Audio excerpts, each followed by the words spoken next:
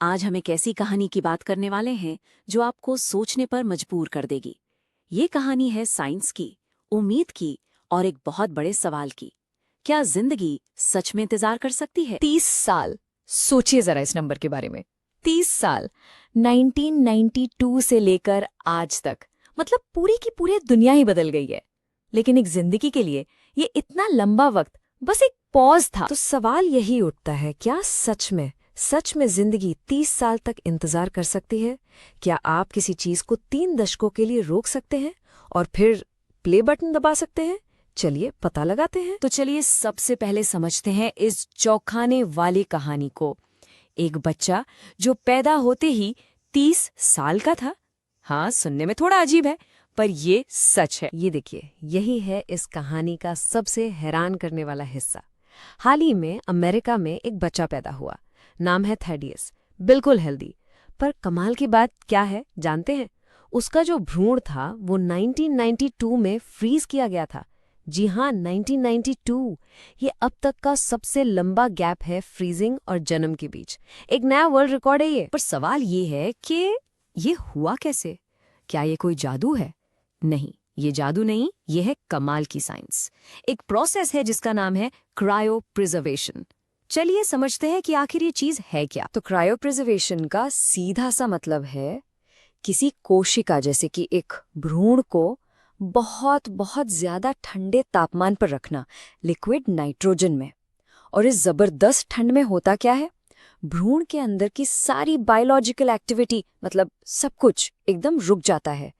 एक तरह से कहिए तो उसके लिए टाइम पॉज हो जाता है। और देखिए, एक्सपर्ट्स भी यही बात कहते हैं। जैसे इंदौर की डॉक्टर ज्योति त्रिपाठी बताती हैं कि इस अल्ट्रा लो टेम्परेचर पर भ्रूण की उम्र बढ़ना बंद हो जाती है। वो जरा भी बूढ़ा नहीं होता।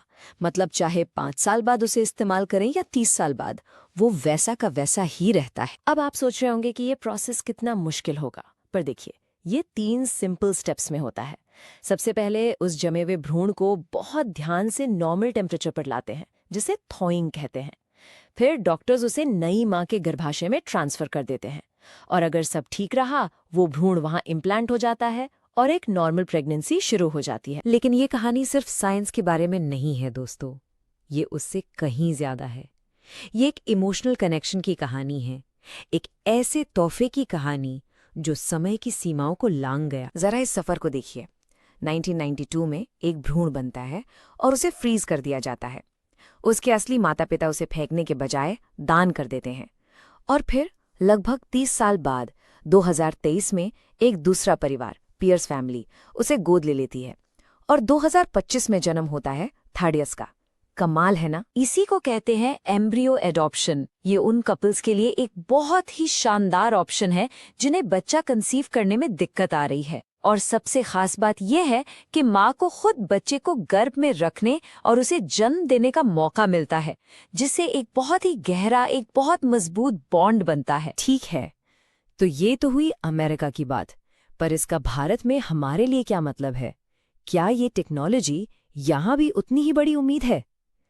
तो इसका जवाब है हाँ, बिल्कुल है। और इसके पीछे कुछ बड़े कारण हैं। चलिए जरा तुलना करके देखते हैं। अगर कोई कपल एक नया आईवीएफ साइकिल करवाता है तो उसमें खर्चा भी बहुत होता है और वो शारीरिक तौर पर थका भी देता है। लेकिन अगर कोई पहले से डोनेट किया हुआ भ्रूण इस्तेमाल करता है तो वो आर्थिक रूप से काफी सस्ता पड़ता है। और यही बात भारत के लिए से बहुत जरूरी बना देती है। जैसा कि बेंगलुरु की डॉक्टर भावना गिरीश कहती हैं, भारत जैसे देश में जहां इलाज का खर्च अक्सर एक बड़ी चुनौती होती है, ये ऑप्शन कई परिवारों का सपना पूरा कर सकता है। अब भारत के हिसाब से कुछ जरूरी बातें समझ लेते हैं।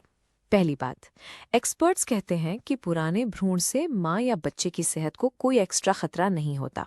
दूसरी, भारत में कानून के हिसाब से आप भ्रूण को 10 साल तक स्टोर कर सकते हैं, उसके बाद आपको परमिशन रिन्यू करानी पड़ती है।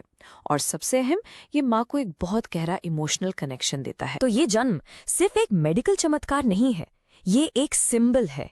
ये हमें सोचने पर मजबूर करता है कि हम समय को, बायोलॉजी को और परिवार बनाने के तरीकों को कैसे देखते हैं। ये भविष्य के लिए एक नई राह खोलता है। जैसा कि डॉक्टर त्रिपाठी ने बहुत खूबसूरत बात कही है कि भ्रूण सिर्फ कुछ सेल्स नहीं हैं, वे एक संभावित जीवन हैं।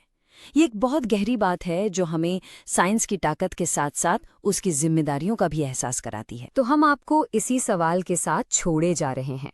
अगर साइंस ने समय की दीवार को गिरा दिया है, तो परिवार के भविष्य का मतलब क्या होगा? इसकी परिभाषा कैसे बदलेगी? ये वो सवाल है जिसका जवाब हमें आने वाला वक्त ही देगा। हमारे साथ जुड़ने के लिए धन्यवाद।